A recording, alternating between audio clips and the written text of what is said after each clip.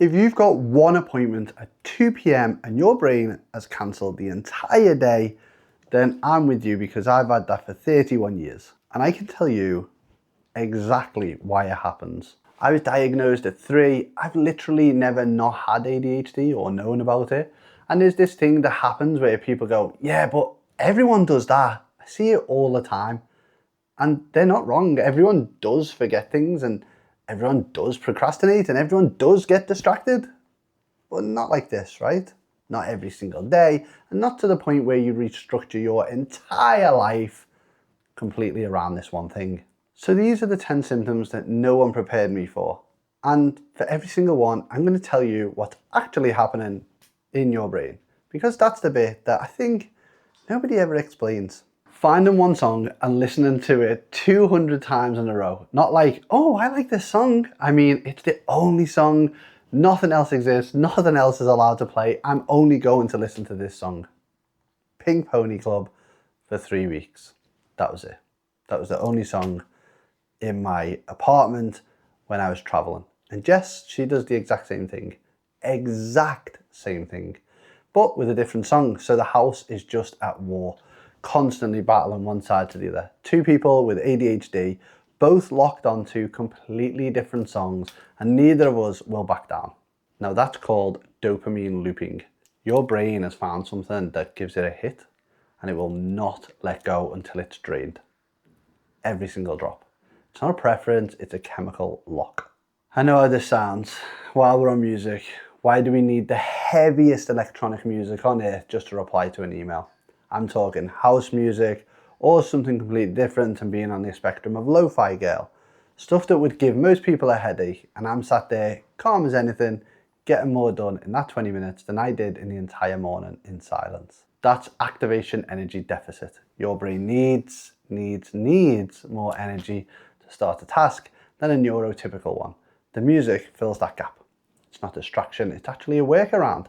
Your brain has figured it out way before you did.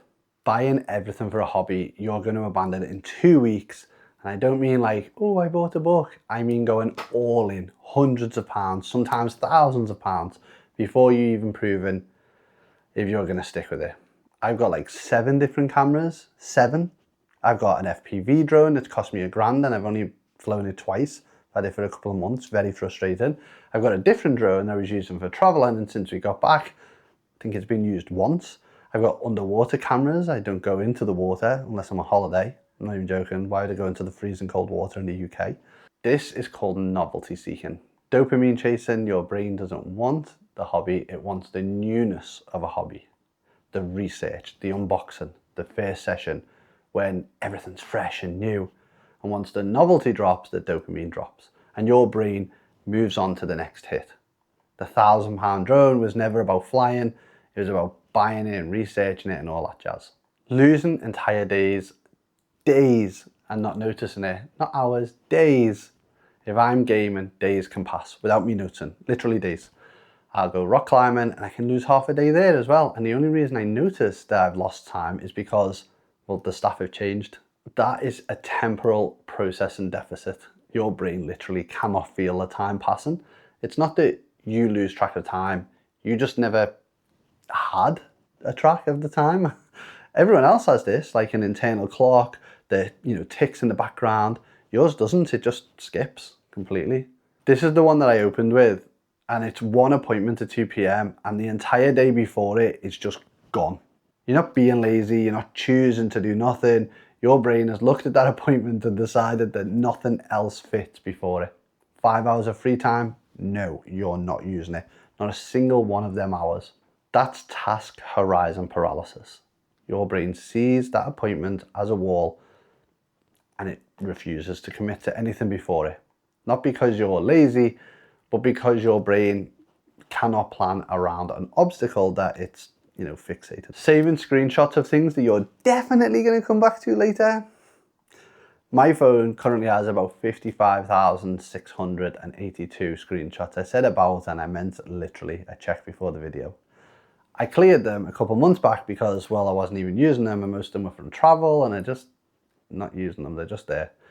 And lots of them are screenshots of other screenshots to bring them to the front of the screenshot pile. 55,000 after the clear, by the way. So that's your brain trying to compensate for object permanence. If you can't see it, it just stops existing. So you screenshot everything because your brain knows it'll forget. And the hope is that the screenshot is the promise to your future self that you know you'll keep it, but we don't. Now, mate, this one really does my head in more than anything in the world. You're not procrastinating, and people do call it procrastination, but that's not what it is. Procrastination is, I don't want to do it. This is, I desperately want to do it, but I can't. I'll pace around in circles. This is my favorite thing to do, around and around the room, over and over and over again, trying to figure out why I can't just do the task. It's there, I know what it is, I know how to do it, and I physically cannot make myself start. That's task initiation failure, not procrastination. Your prefrontal cortex cannot send the start signal. The intention's there, the ability is there, the signal just doesn't fire. And the worst part is that you're watching yourself not do it in real time, hating every second of it. Being physically incapable of waking up in the morning. And I don't mean, oh, I'm not a morning person. I mean, I restructured my entire business to start at 11 a.m. instead of 9 a.m. because I simply cannot function before then. And even at 11, I'm pretty useless, especially for the first hour. I didn't fix the problem, I just moved the goalpost essentially. That is a delayed. That is known as a delayed circadian rhythm. 70% of ADHD brains have a body clock that runs really late. Your brain doesn't think it's morning when everyone else's does, and it's not laziness, it's actually biology. Your cortisol spike, the thing that wakes you up in the morning, it comes later than most people's, neurotypical people. So you're fighting your own chemistry every single morning, trying to wake up. And then you got the other end, not going to sleep until 2 or 3 a.m.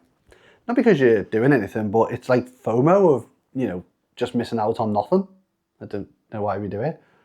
I fell asleep on the couch 2 nights ago because I didn't want to go to bed yet. Not because something was on, just because, well, I wasn't even busy, so it's just pure stubbornness. I refused to let the day end because I wasn't finished with it. And that's dopamine debt. So your brain spends all day not getting enough dopamine, so at night it refuses to shut down like a child because it hasn't had its fill yet. Like a child, when you were little and you didn't want to go to bed, it's the same principle. Your brain's just filling that role. You're not staying up late, your brain is trying to balance a ledger. So the ledger's been in the red all day and we feel like we're missing out, and now we want to get that back. And now we're going to talk about the one that I said made me feel genuinely broken. My memory is insane for most things.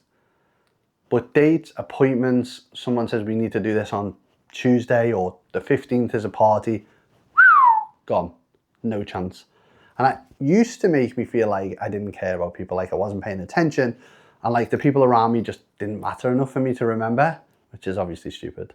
But it's actually called retrieval cue dependency. Your brain has stored it, it just can't find it, like not without a trigger. So you do care and you did listen, the information is in here, the brain has just filed it in a drawer with no label, which is, what we're really good at doing. And that's not a character flaw, that's a filing system that you didn't choose, but you've been handed anyway. I've been dealing with this for 31 years. I knew from 3 or 4 years old I had ADHD because I was one of the first in the UK, and I'm still finding new things. If any of that sounded familiar, it's not your personality and it never was. It's your brain. But now you know why.